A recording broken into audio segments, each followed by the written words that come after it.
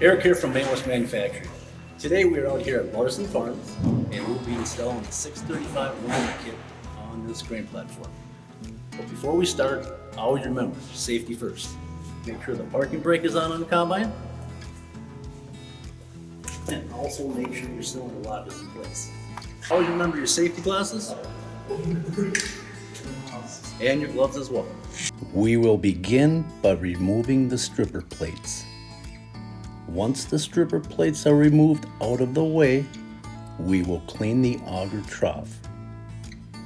We will then raise the auger up just a few inches to make it easier to work under. We will start with the center liner panel, inserting the front edge of the liner under the flex pan 1/4 to 3/8 of an inch. You will see where the panel is marked and where the pan naturally sits. The panel needs to slide in all the way to that mark. You may need to use a pry bar. Line this edge right here with the mark of your flex pan. Then insert the second panel, drill and rivet the corners.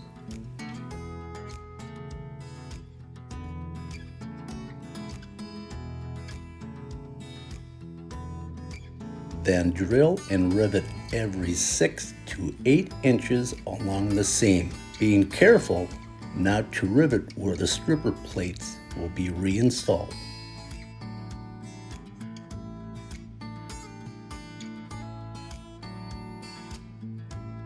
Here we got the seam nice and tight.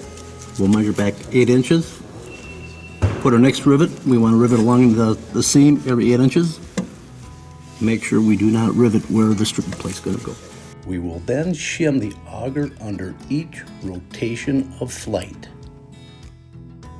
Then continue inserting panels, working from the center outwards, riveting into place as we go.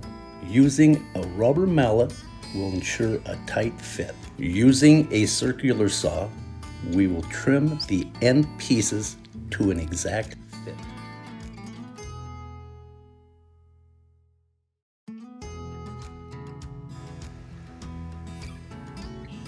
As you can see, we now have most of the panels in place and riveted at the seam.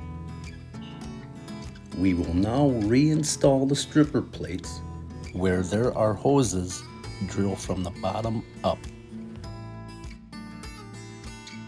This is an easier job if you have a helper to hold a flashlight on the stripper plate holes so you can see where to drill. The nuts should be finger tight until we get the stripper plates in place. Then we will tighten them with a screw gun.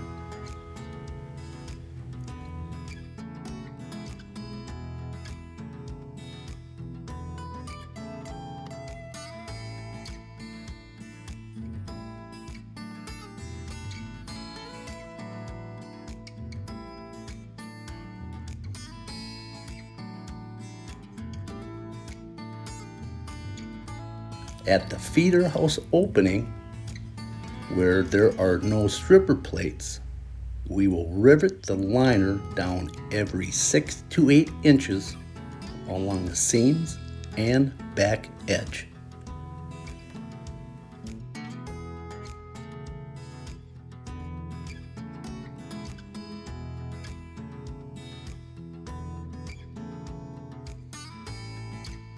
The stripper plates are now fully bolted down and the liner panels are riveted along the overlaps and front and back edges every 6 to 8 inches.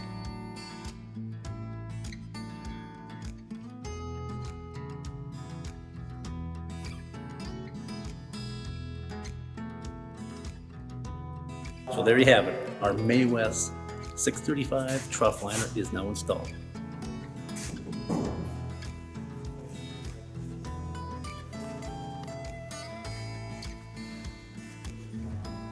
Whether you are looking to protect a new auger trough or repair a worn one, May Wes Auger Trough Liners are the perfect solution and are available for John Deere, Case IH, and New Holland. We have them in green, white, and red. May Wes Auger Trough Liners will protect your auger trough, help feed grain more smoothly, and will stop loose grain from falling through rust holes. To order your May Wes Auger Trough Liner, visit your local May Wes dealer, order online at maywes.com, or give us a call, 1-800-788-6483.